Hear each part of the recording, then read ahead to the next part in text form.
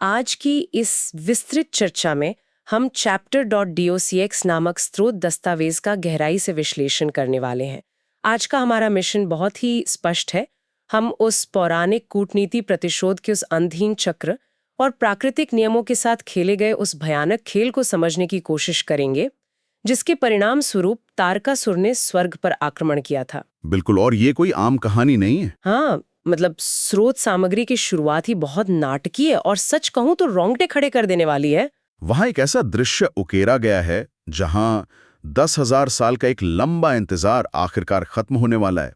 ये दृश्य इतना जीवंत है कि कोई भी उस भोर की कल्पना कर सकता है जहां स्वयं सूर्य भी वो भी उदय होने से हिचकिचा रहा है। सूर्य का हिचकिचाना यहाँ बहुत बड़ा प्रतीक है।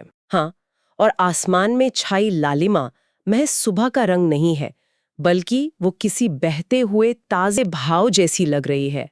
ये घाव दिति के उस उबलते हुए प्रतिशोध का है, जो अब एक भौतिक रूप लेने वाला है। ठीक है, चलिए इसकी एक एक परत खोलते हैं। इस ब्रह्मांडीय उथल-पुथल के पीछे का असली कारण क्या था? देखिए, इस घटनाक्रम को समझने के लिए हमें सतह से बहुत नीचे जाना होगा। ये दृश्य अपने आप में बहुत गहरा है।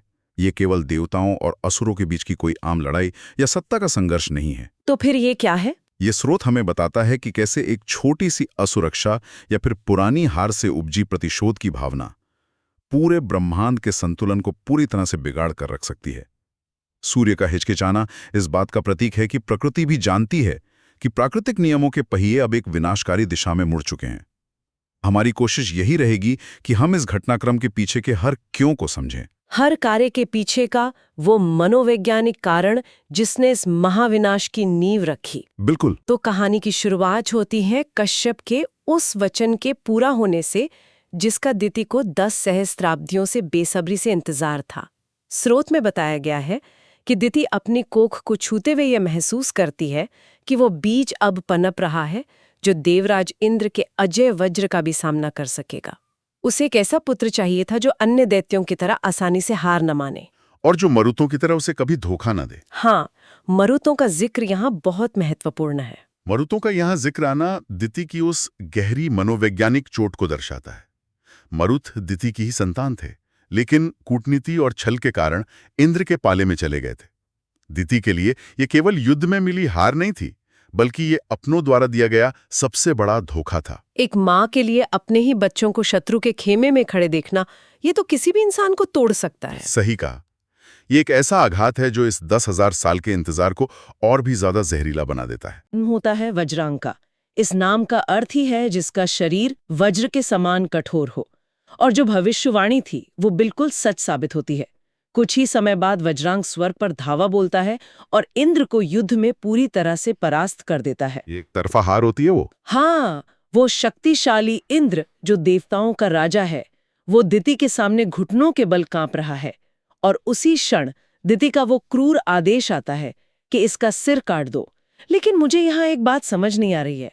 अगर वज्रांग ने अपनी तलवार उठा ली थी तो इंद्र बचा कैसे? ब्रह्मा जी ने इस स्थिति को कैसे संभाला? अगर हम इसे बड़े परिप्रेक्ष्य से जोड़कर देखें तो यहाँ ब्रह्मा जी का हस्तक्षेप सर्वोच्च कूटनीति का एक बेहतरीन उदाहरण है। ब्रह्मा जी केवल एक देवता का जीवन नहीं बचा रहे थे, वे ब्रह्मांड के पूरे ढांचे को ढहने से बचा रहे थे। क्योंकि इंद्र महज एक व्यक्ति नहीं। बिल्कुल। वे दिति और वज्रांग के सामने प्रकट होते हैं और समझाते हैं कि इंद्र इस ब्रह्मांड के सुचारू रूप से चलने वाले तंत्र का एक अभिन्न अंग है। उसकी मृत्यु से सत्ता का एक ऐसा भयानक शून्य पैदा होगा जिससे भरना असंभव हो जाएगा।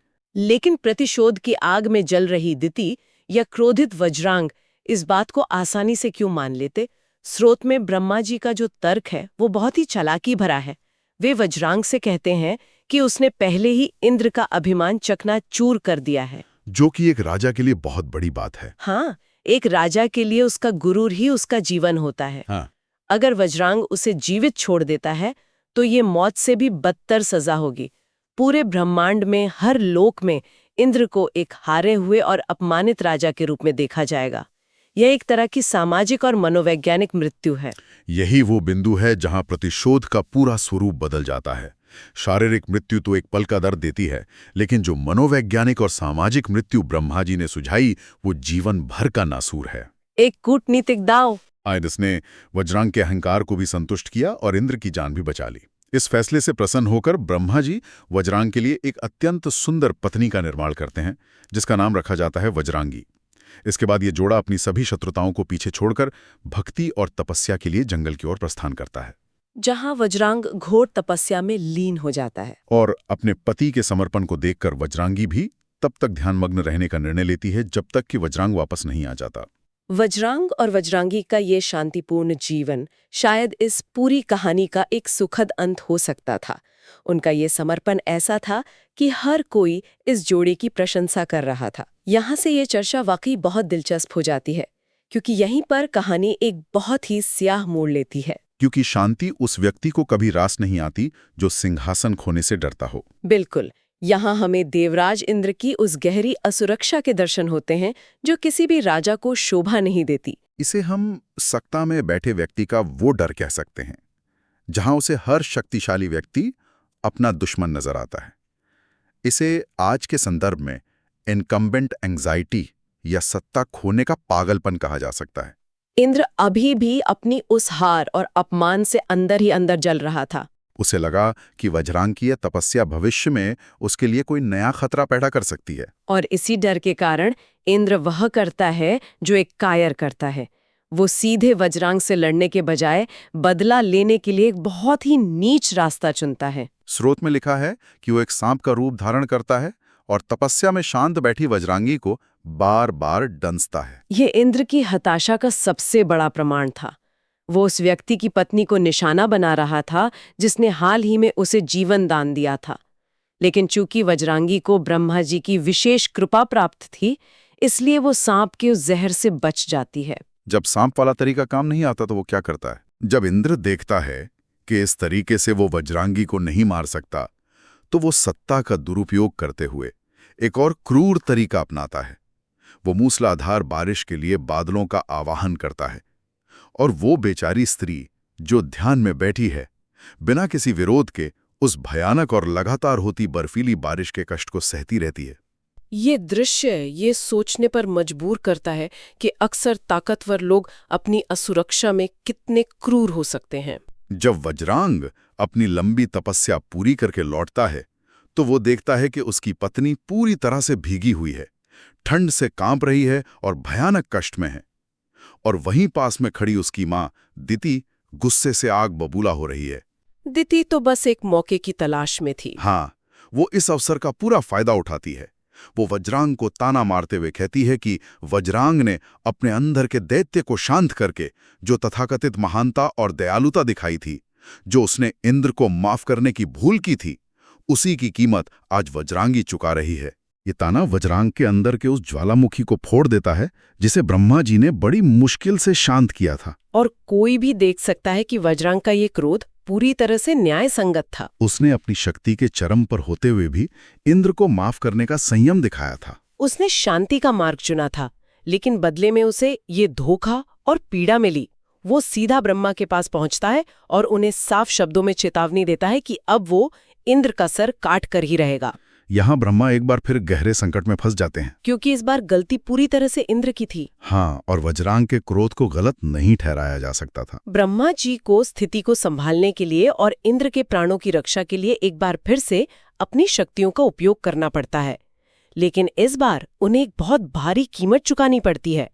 वे वज्रांग को एक ऐसा वरदान देने के लिए विवश हो जाते हैं जो आगे चलकर बहुत बड़ा संकट बनने वाला था। विडंबना देखिए कि इंद्र ने जिस खतरे को जन्म लेने से पहले ही खत्म करने के लिए वज्रांगी पर हमला किया था, उसी हमले ने उस असल खतरे को जन्म दे दिया। सच में ब्रह्मा जी वज्रांग से कहते हैं कि चूंकि उसके परिवार को एक देवता ने अकारण सताया है, इसलिए उसे एक ऐसे पुत्र का वरदान मिलेगा जो बड़ा होकर सभी देवताओं के लिए काल बनेगा, जो पूरी देवजाति के लिए एक ऐसा संकट साबित होगा जिसे वो कभी भूल नहीं पाएंगे। और उस पुत्र का नाम ब्रह्मा जी स्वयं रखते हैं, तारक। तो ये कहा जा सकता है कि इंद्र की अपनी असुरक्षा ने ही एक ऐसी मुसीबत की नींव रख दी जो अब स्वर्ग की जड़ें हिलाने वाली थी।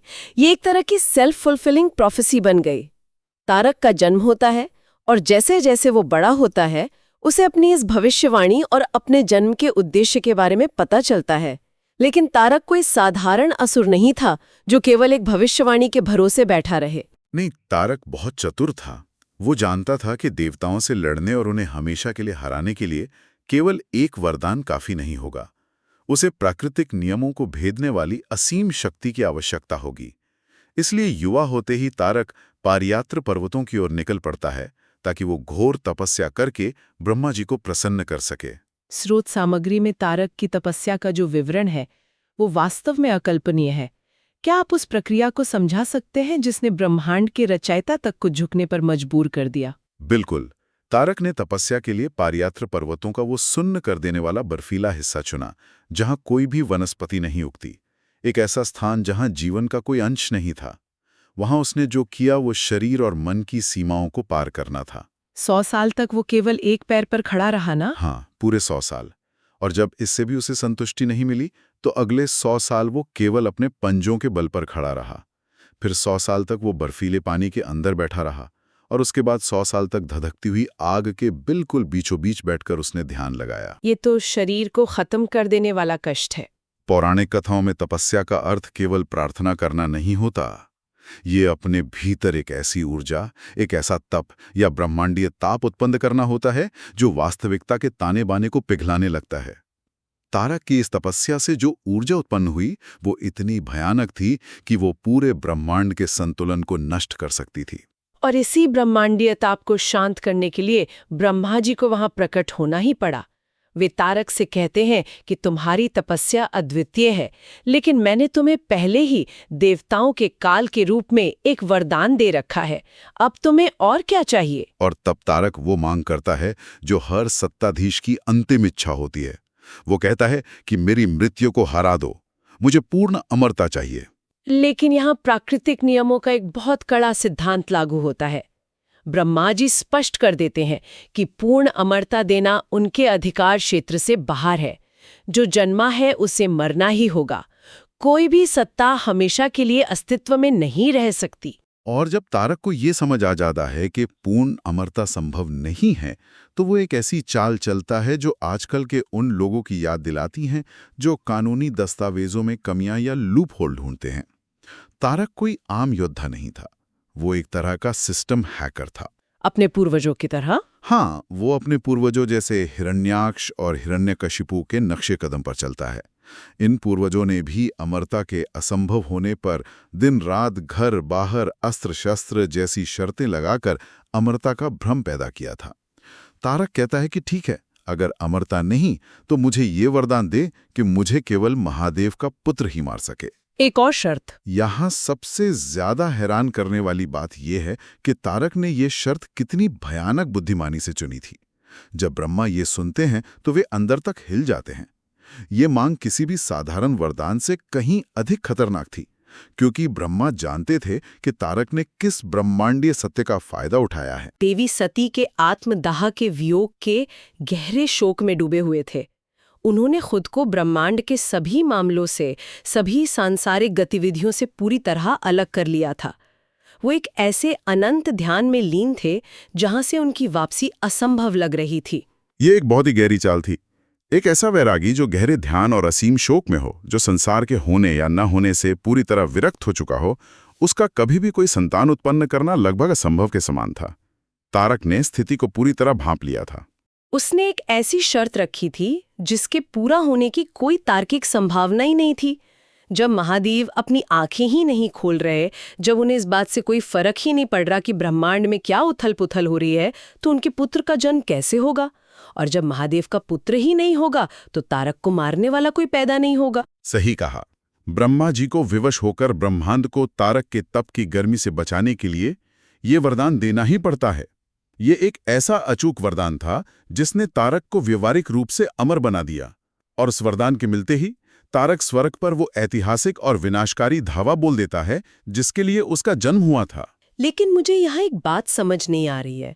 देवताओं के पास इतनी विशाल सेना थी, देवराज इंद्र का नेतृत्व था, यहाँ तक कि स्रोत के अनुसार उन्हें भगवान विष्णु का समर्थन भी प्राप्त था।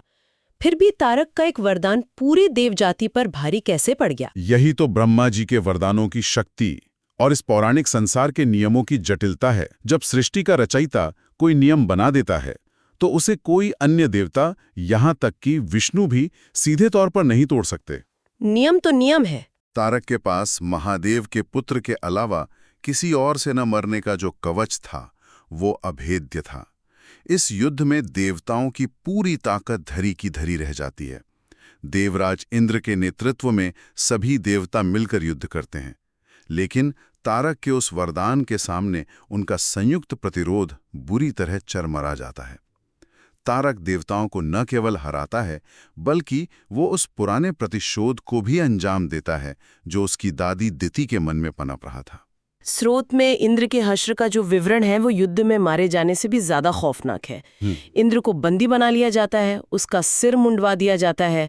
प्राचीन काल में और देवताओं के समाज में बाल सत्ता, गरिमा और शक्ति का प्रतीक होते थे। एक राजा का सिर मुंडवाना उसके चरम अपमान का सबसे बड़ा प्रतीक है। और इतना ही नहीं, उसके शरीर पर कुत्तों के पंजों के निशान दाग दिए जाते हैं। कुत्तों के पंजों के निशान दागना कोई साधारण बात नहीं है। ये देवराज को सबसे निचले स्तर पर गिराने का कृत्य था। ये उस देवता का हाल था जो कभी स्वर्ग और तीनों लोकों का स्वामी हुआ करता था, जो बारिश और तूफानों को नियंत्रित करता था। उसे एक आवारा पशु के स्तर तक गिरा दिया गया। ये उसी मनोवैज्ञानिक मृत्यु का एक नया रूप था, जिसकी नींव कभी ब्रह्मा जी ने ही रखी थी। जब कोई भी रास्ता नहीं बचता, भगवान विष्णु के अस्त्र भी तारक के सामने बेअसर हो जाते हैं। तो घबराए हुए, अपमानित और पूरी तरह से पराजित देवता एक बार फिर से दौड़कर ब्रह्मा के पास पहुंचते हैं। देवताओं के पास अब कोई विकल्प नहीं था। वे पूरी तरह से टूट चुके थे। तब ब्रह्मा उन्हें आश्वस्त करते हैं कि भले ही परिस्थितियां कितनी भी विकट क्यों न लगें, इस असुर का विनाश निश्चित रूप से होगा। लेकिन इसके लिए हमें उसी चीज की जरूरत है जो वरदान की एकमात्र शर्त है, महादेव का पुत्र। तो इस पूरी कहानी का आखिर मतलब क्या है? देवता भी ब्रह्मा से यही पूछते हैं कि महादेव तो सती के शोक में अनंत ध्यान में बैठे हैं, वे कभी सांसारिक जीवन में नहीं लौटेंगे, तो प्रजनन की बात तो बहुत दूर। तब ब्रह्मा एक ऐसा रहस्योद्घाटन करते हैं जो इस अंधकार में स्थिति में एक नई उम्मीद की किरण लेकर आता है। ब्रह्मा बताते हैं कि तारक ने भी ठीक यही सोचा था और इसीलिए उसने ये असंभव सी लगने वाली शर्त चुनी थी। लेकिन उसे रोकने के लिए महादेव को इस एकांत और वैराग्य से बाहर आना ही होगा। और ये कैसे संभव होगा? ये इस कथा का सबसे महत्वपूर्ण और खूबसूरत मोड़ है। ब्रह्मा समझाते हैं कि ब्रह्मांड का संतुलन हमेशा अपना रास्ता खोज लेता है। देवी सती, जिनका शोक महादेव को वैरागी बना चुका है, उन्होंने आदिशक्ति के रूप में फिर से जन्म ले लिया है, जो कि एक बहुत बड़ी बात है। वे एक बार फिर से शिव के लिए उसी असीम प्रेम की आग में जल रही हैं। ब्रह्मांड में केवल आदिशक्ति ही वो एकमात्र ऊर्जा है जो महादेव जैसे परम वैरागी को उस अतल गहरे ध्यान से बाहर ला सकती हैं और उन्हें सृष्टि के चक्र में वापस खींचकर संतान उत्पन्न करने के लिए प्रेरित कर सकती हैं। अगर हम आज के इस पूरी चर्चा के मुख्य निष्कर्षों को समेटें तो हमें मानवीय और दैवीय मनोविज्ञान की कई परतें देखने को मिलती हैं। सबसे स्पष्ट बात यह है कि हर कार्य का एक बहुत ही सटीक परिणाम होता है। दिति ने अपने बच्चों के छीने जाने के प्रतिशोध में वज्रांग को जन्म दिया। वज्रांग ने शांति का मार्ग चुना और इंद्र को माफ कर दिया। लेकिन इंद्र अपनी ही सत्ता की असुरक्षा में अंधा हो गया। हाँ, उसने एक ऐसा नीच कर्म किया जिसने वज्रांग के उस सोए हुए क्रोध को फिर से भड़का दिया और उसी अन्यायपूर्ण क्रोध से तारक का जन्म हुआ। ये एक ऐसा विनाशकारी चक्र है जहां एक छोटी सी असुरक्षा एक बहुत बड़े ब्रह्मांडीय संकट को जन्म दे रही है। ये पूरा घटनाक्रम ये दिखाता है कि कैसे सत्ता का भय और पुराना प्रतिशोध मिलकर एक ऐसा जहर बनाते हैं जो आखिरकार सबको निगल जाता है। इसके अलावा एक और बड़ा निष्कर्ष ये निकलता है कि ब्रह्मांड में कोई भी वरदान या कोई भी शक्ति पूरी तरह से अभेद्य नहीं होती। जो वरदान हम अपनी रक्षा के लिए मांगते हैं वही आखिरकार हमारे लिए नए विनाश का कारण बन जाते हैं। जैसे ब्रह्मा ने इंद्र को बचाने के लिए वज्रांग को तारक के जन्म का वरदान दिया, लेकिन उसी तारक ने अंततः इंद्र की सबसे बुरी गत की। और तारक ने अमरता पाने के लिए जो लूप होल खोजा था, वही लूप होल अब शिव और शक्ति के मिलन के माध्यम से उसकी मौत का रास्ता तैयार कर रहा है। हम अक्सर सोचते हैं कि कूटनीति या किसी समझौते से मिली एक जीत हमेशा के लिए सब कुछ ठीक कर देगी। जैसे ब्रह्मा जी को लगा होगा कि वज्रांग को शांत करके उन्होंने स्वर्ग को हमेशा के लिए सुरक्षित कर लिया है। लेकिन उन्हें यह नहीं पता था कि राजा इंद्र की छोटी सोच और कायरता उस पूरी शानदार कूटनीति पर पानी फेर देगी। इससे एक बहुत अहम सवाल खड़ा होता है।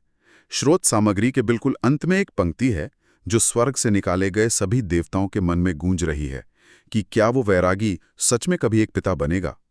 लेकिन अगर हम इस सवाल के थोड़ा और आगे बढ़ें और दर्शन की गहराई में उतरें तो एक बहुत ही विचारोत्तेजक प्रश्न सामने आता है। जब कोई चेतना, जैसे कि महादेव, अनंत ध्यान और पूर्ण शोक की उस चरम अवस्था में इस कदर विलीन हो चुकी हो जहां उसे इस बात से भी कोई भय ना हो कि पूरा ब्रह्मांड नष्ट हो जाएगा, जहां उसे अस्तित्व के होने या न होने से कोई फर्क ही ना पड़े। बिल्कुल, स्वर्ग के बचने या तारक के राज करने से कोई फर्क ही ना पड़े, तो क्या संसार का कोई भी नियम या कोई भी शक्ति, चाहे वो स्वयं आदि शक्ति ही क्यों ना हो, उसे उस भौतिक और सांसारिक चक्र में वापस खींचने में सक्षम हो सकती है जिसे उसने स्वेच्छा से पूरी तरह त्याग दिया है? ये एक ऐसा द्वंद्व है, पूर्ण वैराग्य और लौकिक कर्तव्यों के बीच का वो भयंकर टकराव, जिसने केवल उन प्राचीन देवताओं को ही नहीं बल्कि उस युग के पूरे ब्रह्मांड को एक गहरे असमंजस में डाल दिया था। क्या वो सर्वोच्च चेतना, जिसने स्वेच्छा से ब्रह्मांड के सभी बंधनों को पूरी तरह से नकार दिया है, उसे वापस भौतिक नियमों और प्रेम के मोह में बांधा जा सकता है? ये केवल एक युद्ध या हार जीत की कहानी नहीं है, बल्कि यह मन, अहंकार, वैराग्य और सांसारिक कर्तव्यों के बीच चल रहे उस अनंत संघर्ष की कहानी है जो कभी समाप्त नहीं होता। ये एक ऐसा रहस्य है जो हर विचारशील मन को अपने भीतर तलाशना चाहिए। इस दस्तावेज की यह गहराई वाकई अद्भुत है। आज की हमारी इस चर्चा में बस इतना ही।